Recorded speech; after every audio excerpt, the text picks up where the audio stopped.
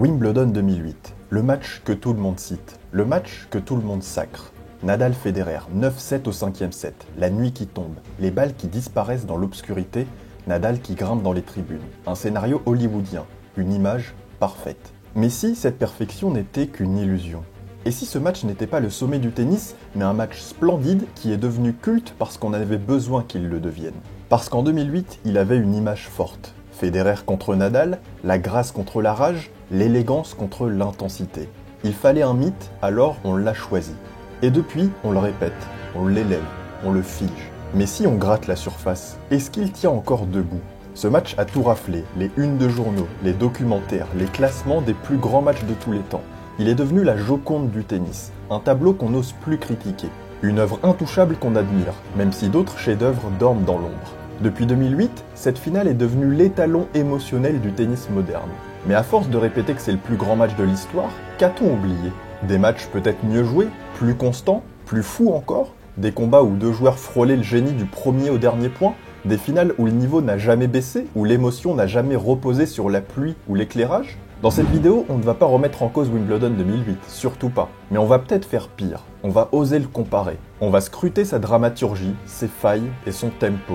Et surtout, on va se demander pourquoi c'est le match qui est devenu une légende. Est-ce vraiment le meilleur ou simplement le plus racontable? Est-ce qu'on se souvient du niveau ou de l'image? Du suspense ou de l'histoire qu'on a voulu écrire? Parce qu'au fond, ce match est peut-être le plus aimé de tous les temps, mais le plus grand, ça reste une question. Surtout au commencement d'une rivalité déjà légendaire entre Alcaraz et Sinner, qui nous offre déjà des matchs de la même trempe que Wimbledon 2008. Alors le grand cru Federer-Nadal, c'était beau, oui, mais peut-être pas intouchable.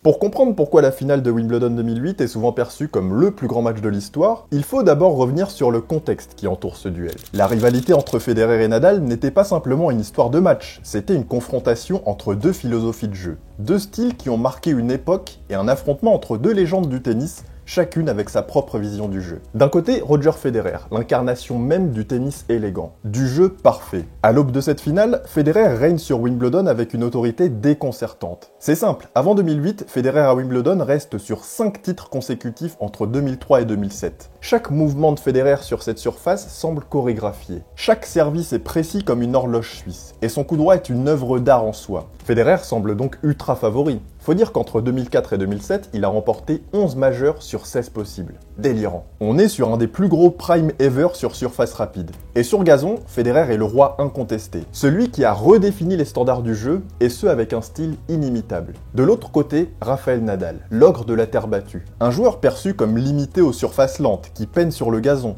Pourtant, entre 2006 et 2007, c'est lui qui tient tête à Roger en finale. En 2007, c'est lui qui l'amène au 5e set, dans une finale accrochée. Donc le Mallorquin progresse à grande vitesse sur gazon. Pire encore, à l'aube de ce Wimbledon 2008, Nadal a infligé à Roger sa plus grosse défaite en finale de majeur à Roland-Garros juste avant, 6-1, 6-3, 6-0. Une humiliation, une leçon de tennis devant des millions de personnes. Donc avant cette finale à Wimbledon en 2008, c'est plus tout à fait pareil. Parce que Nadal a désormais un pied au sommet du tennis mondial avec Federer. Et Nadal arrive dans cette finale comme un joueur profondément transformé. Cette opposition, c'est déjà un classique à l'époque. On a eu Miami 2005, Rome 2006, Wimbledon 2007, 3 grands crus. Mais cette opposition, c'est aussi un combat entre l'artiste Federer, qui a l'occasion unique de battre le record de Borg en enquillant un 6e titre consécutif à Wimbledon, et l'outsider Nadal qui rêve de détrôner Federer et de se libérer de la perception qu'on avait de lui, comme étant uniquement un joueur de terre battue. Et Nadal, son rêve c'était pas de remporter Roland-Garros 4 fois d'affilée.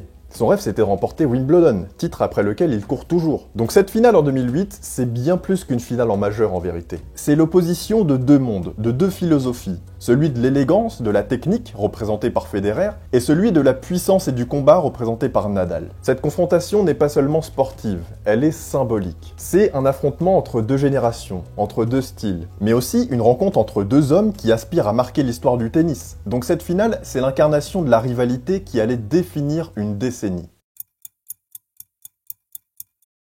Le match commence et on ressent très vite cette tension des grands rendez-vous. Et dès le premier set, un certain déséquilibre se fait ressentir. Federer, l'indétrônable champion, se fait surprendre par l'ogre espagnol. Les deux premiers sets, bien que disputés, sont marqués par une supériorité nette de Nadal. En grande forme, Rafa prend rapidement l'avantage. Plus agressif, plus opportuniste, plus juste. Il mène 2-7-0, 6-4, 6-4. Federer, d'habitude imperturbable, semble cette fois vulnérable. Pas totalement dans son rythme, souvent dépassé par l'intensité du jeu de Nadal. Mais c'est dans cette situation où beaucoup d'autres auraient sombré sous la pression que Federer puise dans ses réserves mentales et physiques. Il ne se contente pas de revenir dans le match, il se réinvente. Le deuxième set, marqué par une performance solide de Nadal, aurait pu être le point tournant, mais Federer se remet en selle et ne se laisse pas submerger. Le troisième set est marqué par la renaissance de Federer qui retrouve ses réflexes sur gazon, mais aussi par une interruption due à la pluie. Une pause qui a pu sortir Nadal de son rythme, parce qu'à la reprise, Federer cueille Nadal au tie-break 7 points à 5. Ça y est, la finale est relancée, mais personne ne sait qu'on s'apprête à basculer dans l'irrationnel. Dans le quatrième set, le jeu s'équilibre et les points deviennent grandioses. Les deux hommes livrent un combat énormissime, et Nadal ne lâche pas. Il sait qu'il faut finir, sinon Roger risque de prendre le dessus dans le cinquième. Mais Federer n'a plus le choix et doit remporter la manche pour rester dans le match. Les deux n'arrivent pas à se départager et on assiste à un tie-break de légende. Un tie-break extraordinaire qui aurait pu changer l'histoire. Les coups gagnants pleuvent littéralement sur le court, les deux se répondent tour à tour, mais Roger commet quelques fautes et Nadal serre la vis. L'Espagnol mène 5-2 avec 2 services à suivre. Ça y est, c'est fini, Roger est cuit, impossible de revenir. Mais derrière, Nadal c'est une double faute et une faute provoquée. Donc Roger revient totalement dans la course. Nadal pousse un peu plus car il est tout près du but et se procure 2 balles de match. 2 balles de match qui sont merveilleusement bien sauvées de la part de Federer, dont la deuxième à 8-7 d'un passing de revers long de ligne iconique. La réaction de Nadal en dit long, il n'a rien pu faire face à ça. Le stade est en ébullition et porté par l'atmosphère qu'il connaît si bien, Roger retrouve son coup droit et remporte cette 4e manche. Ce qui vient de se passer est une énorme dinguerie et regardez la tête de Tony Nadal. Regardez l'expression de son visage. Il le sait que Rafa vient de manquer 2 occasions énormissimes de réaliser son rêve ultime. Et c'est là que le match prend une nouvelle dimension et que la légende de ce duel commence à prendre forme. Dans le 5e set, l'intensité du match ne fait que croître à mesure que les points s'allongent. Les deux champions se livrent une bataille physique et mentale ahurissante. Mais les conditions météorologiques jouent également un rôle crucial. On a une nouvelle interruption de pluie qui ajoute un facteur dramatique supplémentaire et qui intensifie la tension. La pluie, la nuit qui commence à tomber sur le center court, transforme ce match en une scène à couper le souffle. C'est plus un match de tennis là, c'est un spectacle épique. Les spectateurs sont suspendus à chaque point, à chaque échange, à chaque coup de raquette. Et cette atmosphère surréaliste fait de ce match non seulement un moment intense, mais un véritable film sportif en direct. Un drame qui se déroule sous les yeux du monde entier. Les jeux de service s'enchaînent et les deux ne lâchent absolument rien. Mais à 7-7, sur le service de Roger, Rafa fait jouer le coup de plus et parvient à breaker. Ça y est, Rafa sert pour le titre et dans un jeu accroché et sur une énième faute en coup droit de Roger, Rafa remporte Wimbledon pour la première fois et brise la série d'invincibilité de Federer à Wimbledon. Nadal, en larmes, grimpe dans les tribunes, retrouve son clan, sa famille, car il sait qu'il vient de réaliser une performance XXL. Lui qu'on voyait triompher qu'à Paris, il vient de forcer son destin et étendre son palmarès. Alors maintenant, si on se pose un peu, oui, ce match est exceptionnel pour tout ce qu'on vient de dire. Le niveau de jeu, la dramaturgie, le contexte d'avant-match avec les enjeux énormes pour Federer comme pour Nadal, l'atmosphère du match avec les interruptions, la nuit qui tombe et la finalité avec Nadal qui détrône le roi de Wimbledon. Donc on a un scénario fou, une bataille de géants et une atmosphère inédite. Mais si ce match reste gravé dans les mémoires, on peut quand même relever les micro-failles qui viennent nuancer le mythe de cette finale parfaite.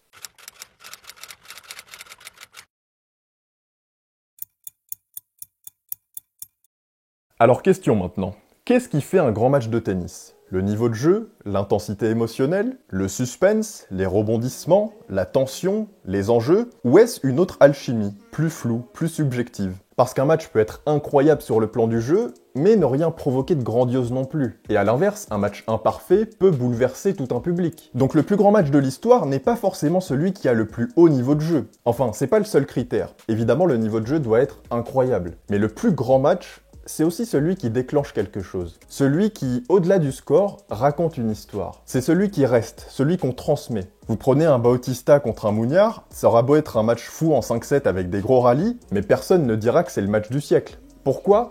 Parce qu'il manque le feu. Il manque l'enjeu, le contexte. Un grand match, c'est pas juste une bataille sportive, c'est une œuvre dramatique, un récit en plusieurs actes, un moment qui cristallise tout ce que le sport a de plus humain. La peur, la résilience, l'orgueil, la chute et la renaissance. Et dans le cas de cette finale entre Nadal et Federer à Wimbledon 2008, tout y est. Alors oui, ce match coche toutes les cases, mais la vraie question, c'est est-ce que ce match est devenu le plus grand parce qu'il l'était, ou alors parce qu'on avait envie qu'il le soit? Au fait, nous c'est Game Set Talk, on est des passionnés de tennis et on vous raconte ce sport à notre manière, alors si c'est un contenu qui t'intéresse, n'hésite surtout pas à t'abonner à la chaîne et à activer la cloche pour recevoir les notifications de chaque vidéo qui sort. A noter que je suis en alternance sur la chaîne, j'essaye de faire croître le projet, sauf que générer des fonds sur YouTube c'est très compliqué, donc on a mis en place une campagne de financement participatif, donc si tu souhaites soutenir le projet et soutenir ma deuxième année d'alternance, n'hésite surtout pas à faire un don à la hauteur de tes moyens, le lien du Tipeee est juste en dessous en description. Merci beaucoup.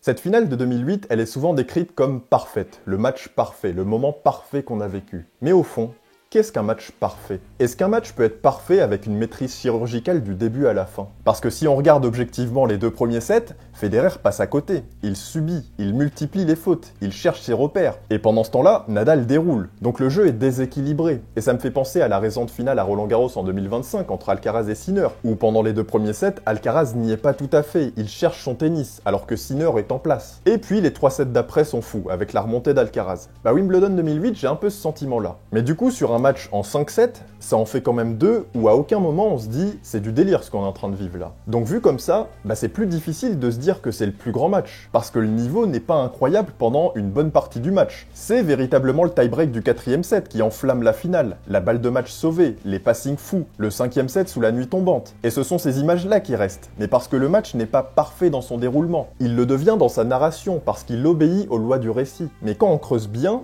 oui, il y a des moments faibles, il y a des baisses de niveau. Mais peut-être que ce sont ces petits moments, en l'occurrence, qui rendent cette finale crédible et humaine. Donc si on résume un peu, c'est pas un match parfait, mais c'est un match inoubliable. Et si on le considère comme le plus grand, c'est peut-être pas grâce à ce qu'il a produit sur le court, mais c'est un tout. Et c'est aussi grâce à ce qu'il a déclenché en dehors. Une émotion collective, un mythe bien ficelé. Mais est-ce que ça suffit ?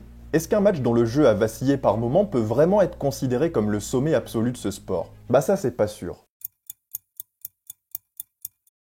On l'a dit, le match a été interrompu, fracturé par la météo. Donc des interruptions, un terrain qui glisse, et ça change tout. Parce qu'on ne parle pas ici d'un match fluide disputé dans des conditions idéales. On parle d'un match ralenti par les averses, étiré jusqu'à la nuit. On parle d'un match où la pluie devient un personnage à part entière. Les rebonds deviennent imprévisibles, le gazon se transforme en piège, et le rythme est cassé. Mais il faut pas oublier que Wimbledon, ça reste un tournoi outdoor. Donc les conditions font partie du jeu, et les joueurs doivent être prêts à s'adapter à ces conditions. D'ailleurs, au vu du niveau de jeu qui n'a fait que monter en qualité, ça ne les a pas franchement dérangés. Mais ces interruptions ont provoqué une sacrée guerre de concentration. Alors oui, la dramaturgie est amplifiée, la tension monte, la dernière balle est frappée presque dans l'obscurité, c'est mythique à raconter, mais techniquement, est-ce vraiment un terrain d'expression idéal pour le plus grand match de tous les temps? Ou est-ce que c'est justement ce chaos, cette imperfection imposée par la météo, qui a permis au mythe de naître? Bah là, il y a deux écoles. Il y a ceux qui disent que ça rajoute de la folie dans le match, et il y a ceux qui disent que la performance en elle-même a été coupée en morceaux, parce que les corps ont pu se reposer plusieurs fois. Les joueurs ont pu rejoindre leur coach pour faire le point, ils ont pu reprendre des forces.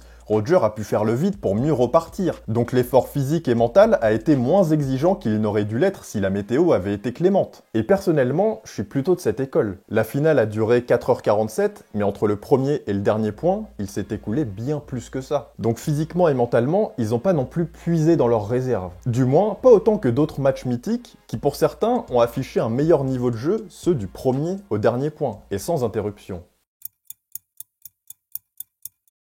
Alors si on compare maintenant, ou qu'on cite quelques autres matchs qui potentiellement peuvent avoir ce statut de plus grand match de tous les temps, qu'est-ce qu'on a? Mettez-moi les vôtres d'ailleurs en commentaire, je suis très curieux de vous lire. Déjà, moi je pense finale de majeur, c'est là qu'il y a le plus d'enjeux, c'est là que les joueurs sont le plus tendus, ils jouent pour l'histoire. Et là, impossible de passer à côté de la plus longue finale en Grand Chelem. Open d'Australie 2012, Nadal-Djokovic, un chef-d'œuvre comme rarement on en a eu, un niveau de jeu démentiel, une démonstration de résilience mentale et physique. D'ailleurs, on a l'image symbolique des deux pendant la cérémonie qui n'en peuvent plus. Et cette finale, c'est 5h53 d'une violence inouïe. La qualité des échanges est invraisemblable. Et on parlait d'opposition de style unique entre Rafa et Roger, Bah moi je vous le dis tout de suite, je préfère l'opposition de style entre Rafa et Novak. Je trouve personnellement qu'ils sont allés plus loin dans la folie tennistique, dans la démesure des rallyes, dans le combat de gladiateurs, avec la diagonale coup droit Rafa, revers Djokovic, c'était hallucinant. Et en termes d'enjeu, c'était un match déterminant, parce qu'en 2011, Djokovic a infligé un 6-0 à Rafa, dans 6 finales des plus grands tournois. Donc Rafa avait l'occasion de casser cette série et de battre Novak sur son terrain. Et Rafa, il a le break dans le 5e, il le tient.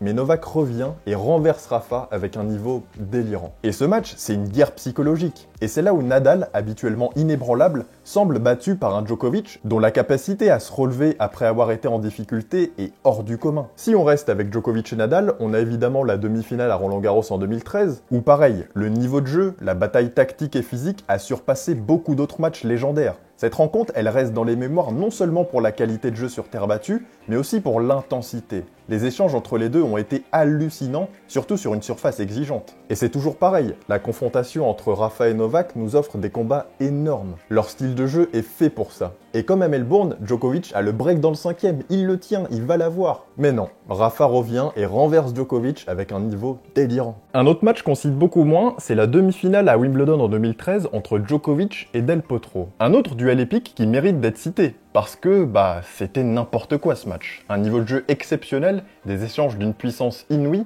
la résistance de Del Potro et la façon dont Djokovic a géré la pression témoigne de la qualité du tennis d'élite, avec un 5e set tendu jusqu'au bout. Mais si on est honnête, ce match n'a pas la même place mythique que Wimbledon 2008 ou que l'Open d'Australie 2012. Pourtant, la qualité de jeu et l'intensité étaient sans faille. Donc pour avoir ce statut de plus grand match de l'histoire, il faut avoir une symbolique puissante. Il faut que ça dépasse les sphères du tennis, et même du sport parfois. Comme par exemple la finale à l'Open d'Australie 2017 entre Federer et Nadal, qui est un autre match incontournable. Cette finale, elle a une symbolique exceptionnelle, parce que les deux se sont retrouvés en finale après avoir été blessés pendant des mois. On les pensait cuits et ils nous ont sorti 2 parcours complètement fous et une très belle finale remportée par Roger, même s'ils n'ont pas forcément joué leur meilleur niveau au même moment, sauf peut-être dans le 5e. Et de manière générale, il y a quelques matchs qu'on retient plus que d'autres. Le Nadal-Verdasco à l'Open d'Australie en 2009, une intensité phénoménale. Le Nadal-Dimitrov à l'Open d'Australie 2017. Le Nadal-Medvedev à l'US Open 2019, où Daniil surprend tout le monde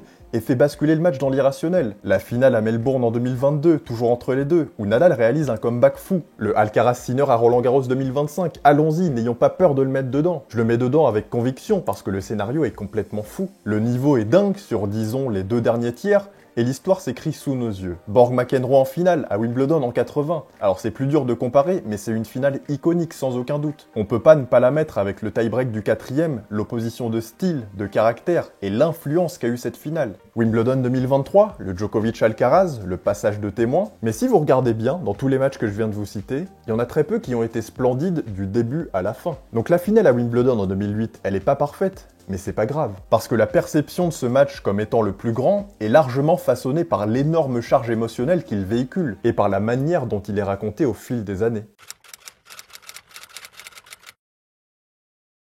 Wimbledon 2008 est indéniablement un match mémorable et historique, gravé dans les esprits comme une bataille épique entre 2 légendes du tennis. Et il incarne parfaitement la quintessence du sport, avec des retournements de situation, des moments de tension extrême et un final qui mêle émotion et spectacle. Mais est-il vraiment le plus grand match de l'histoire ? Même si beaucoup lui érigent ce statut, on peut questionner ça. Alors il faut reconnaître que ce match a sans doute marqué une époque et une rivalité mythique, c'est le symbole de leur rivalité ce match. Pourtant, si on met de côté l'émotion et la symbolique, on peut légitimement se demander si ce titre de plus grand match est réellement justifié. Après tout, il y a eu d'autres matchs tout aussi impressionnants, voire encore plus dingues, qui méritent d'être reconsidérés. Je suis désolé, mais l'Open d'Australie 2012 entre Nadal et Djokovic, c'est un sommet tennistique, avec des échanges d'une qualité qui a surpassé certaines phases de Wimbledon 2008. Le mythe de Wimbledon 2008 est donc à remettre en perspective. Peut-être qu'inconsciemment, on a attribué à ce match une place un tout petit peu haute par rapport à d'autres, qui sur un plan purement sportif sont tout aussi légendaires, voire plus. Et pour répondre à cette question, il est nécessaire d'évaluer d'autres critères objectifs, comme la qualité technique, la constance dans la performance et la domination sur le long terme. Si on place Wimbledon 2008 dans le contexte de l'histoire du tennis, il mérite sans aucun doute une place d'honneur. La première, Pas sûr. Le tennis, c'est un sport où les performances physiques ne suffisent pas toujours à expliquer la grandeur d'un match. Derrière chaque échange, il y a une histoire qui se tisse et une narration qui dépasse la simple compétition. Et c'est ce storytelling qui fait la différence entre un match génial et un match légendaire. Wimbledon 2008, c'est l'exemple parfait de ce phénomène. C'est pas simplement le jeu qui a captivé les spectateurs, mais l'histoire qu'il raconte. Une histoire de rivalité intense entre deux géants du tennis, deux philosophies opposées. Le match a atteint son apogée non seulement par la qualité des échanges, mais aussi par l'intensité de l'enjeu symbolique. Mais cette narration reste subjective. Comme pour le débat du GOAT, certains mettront ce match parce qu'il valorise la ténacité et le retour en force de Federer après avoir été mené 2-7-0, d'autres l'ascension héroïque de Nadal, qui a déjoué les attentes et a triomphé là où d'autres ne l'avaient pas imaginé. Et si on regarde objectivement, Nadal était déjà en tête, il menait 2-7-rien, il venait d'écraser Federer en finale à Roland-Garros, mais le prestige de Federer sur gazon, l'aura du lieu, l'intensité dramatique de la lutte font de cette finale une confrontation dingue. Il y a quelque chose de profondément narratif dans ce match. Federer qui se bat pour son héritage et son règne sur gazon, face à Nadal, prêt à assumer son rôle de successeur. Donc le storytelling joue un rôle majeur ici. C'est pas simplement le niveau de jeu, mais ce qu'il représente dans le récit global de la rivalité entre Federer et Nadal. Et vous alors, qu'est-ce que vous en pensez? Wimbledon 2008, c'est le plus grand match dans l'histoire du tennis ou pas? Est-ce que vous mettez l'Open d'Australie 2012 au-dessus, Roland Garros 2013 au-dessus, Wimbledon 1980 au-dessus? Dites-nous en commentaire quel match, selon vous, mérite d'être appelé le plus grand. Et si vous voulez poursuivre dans la même atmosphère londonienne, ne manquez surtout pas notre dernière vidéo sur la domination de Federer à Wimbledon. Ciao!